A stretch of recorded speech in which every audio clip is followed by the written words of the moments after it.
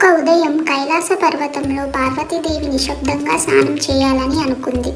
ఆమె గంధపు చెక్క పేస్టుతో ఒక చిన్న బాలుని సృష్టించి అందులో ప్రాణం పోసింది. ఈ ద్వారం దగ్గర నిలబడి కాపలాగా ఉండు, ఎవరినీ లోపలికి అనుమతించవద్దు అని మృదువుగా చెప్పింది. ఆ చిన్న బాలుడు గర్వంగా తల ఊపి పూర్తి మనసుతో ద్వారాన్ని కాపాడాడు.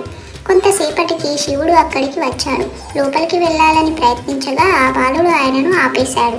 శివుడు ఎవరో తెలియని బాలుడు ధైర్యంగా తన బాధ్యతను నిర్వహించాడు. ఆపివేయబడటంతో శివుడు కోపగించాడు.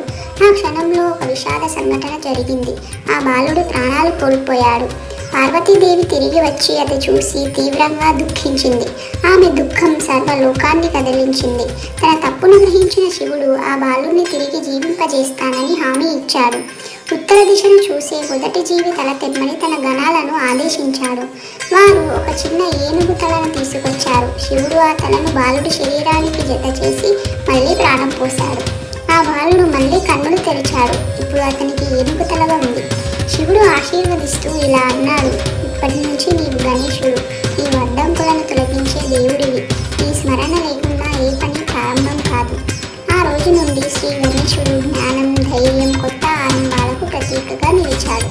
అడ్డంకులు కూడా ఆశీర్వాదాలుగా మారుతాయని ఈ కథ మనకు నేర్పుతుంది.